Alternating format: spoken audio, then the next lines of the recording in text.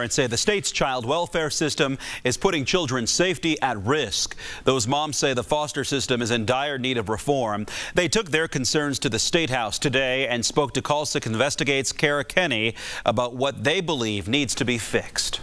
About 20 foster parents came to the State House Tuesday to meet with state lawmakers. They handed over this laundry list of concerns about the child welfare system. Christy Cundiff is leading foster parents in a fight for reform. She's the administrator of the Indiana Foster and Adoptive Parent Group, which has nearly 5,000 members. Foster parents say the Indiana Department of Child Services is plagued with staff turnover and inconsistencies with how cases are handled. Other concerns are that the rights of biological parents are put before the children's safety. Foster parents we spoke with say cases drag on and on. Plus, many people who work with children have no training in car seat safety. There's definitely a need for it, and I just want to push foster parents, DCS employees, visit supervisors, therapists, anyone who's going to be transporting a child should have some sort of proper training. We do have foster families that have had children 4 and 5 and 6 years that they're just waiting. They don't know if they're in reunification, which is pretty much the biggest part of the problem, or if they're going to be, the children are going to be up for adoption and they're going to be allowed to adopt them. And these cases just linger on and on and on.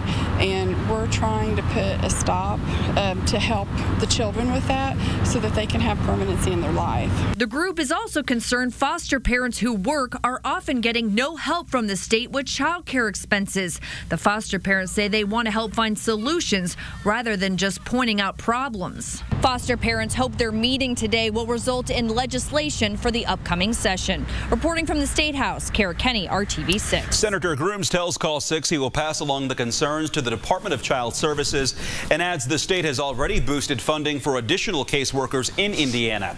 We reached out to DCS for their response as well. Happening now, RTV6 working for you, helping to make sure Peyton Manning Children's Hospital at St. Vincent has what they need to care for kids in need of medical care. RTV6's Brad Brown live there tonight as we're teaming up for our 4th annual telethon this year. A lot going on there, Brad. What's up now?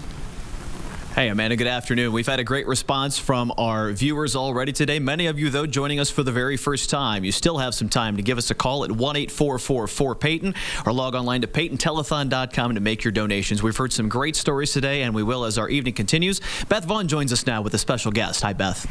I'm here now with Jonathan Nolly, the CEO of St. Vincent. You guys reach so many children in the state of Indiana. Can you talk about that? Absolutely. The Peyton Manning Children's Hospital is more than just the 4 walls here that we're in taking care of kids.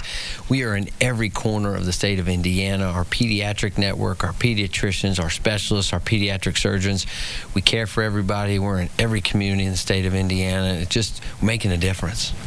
And there are so many children in need and families in need. You guys have reached out to those families this year with the St. Vincent House. That's such an exciting project, and you've seen there really was a need that you guys are filling now. We recognize that there were families living 30 miles outside of Indianapolis that needed a place to stay. They needed a place to rest. They needed a place to come together, and thus the St. Vincent House was born.